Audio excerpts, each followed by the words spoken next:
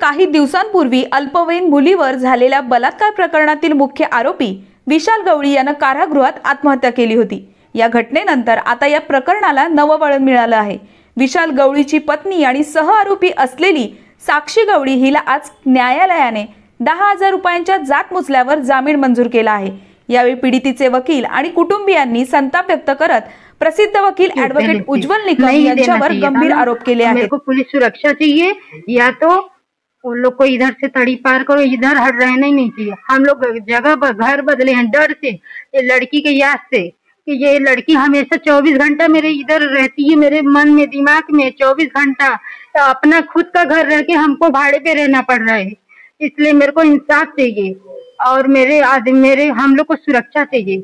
आपल्या कल्याण पूर्व भागामध्ये एका नाबालिक मुलीसोबत बलात्कार करून तिची हत्या झाली होती। त्यानंतर संपूर्ण महाराष्ट्र हादरला होता।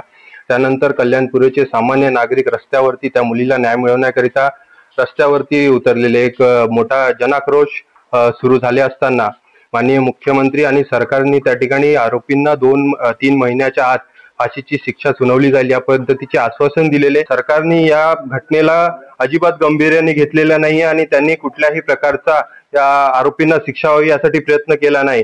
2 दिवसापूर्वी आरोपी क्रमांक 2 अर्थात विशाल गवळी याची पत्नी साक्षी गवळी यांनी न्यायालयापुढे जामीन मिळण्याकरिता अर्ज केला असताना त्यामध्ये विशेष सरकारी वकील उज्जवल निकम साहेब यांनी युक्तिवाद करत असताना त्या ठिकाणी असं सांगितलं की जी घटना आहे मर्डर आणि रेपचा त्याच्यामध्ये साक्षी गवळीचा कुठेही समावेश नाही किंवा तिचा कुठल्याही प्रकारचा रोल नाही।